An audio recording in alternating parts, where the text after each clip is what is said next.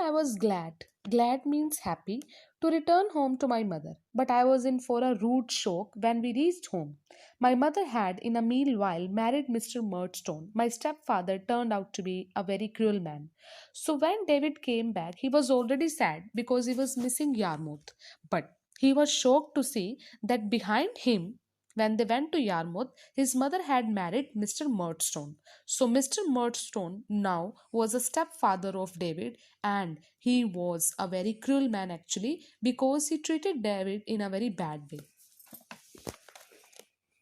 This boy is not studying his lessons well, Clara, Mr. Murdstone said one day to my mother. Here, Clara is the name of David's mother. He needs to be beaten. So saying, he pushed me out of the room. No, no, please don't beat my Davy, cried my mother. Mr. Murdstone locked the door, took his cane, and beat me till his arm was tired. So Mr. Murdstone was a very cruel man.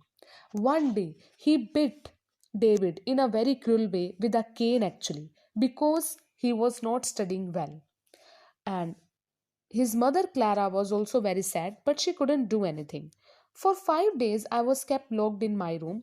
What is Mr. Murdstone going to do with me, Bigotti? I asked anxiously. He is planning to send you to a school in London, Davy, said Pigotty with tears in her eyes. So actually, Mr. Murdstone was planning to send David to a boarding school. So David was very sad, he was very shocked. Even Pigotty was having tears in her eyes. When the day came, it was a tearful parting. Parting means when the people separate, means it's a separating of people.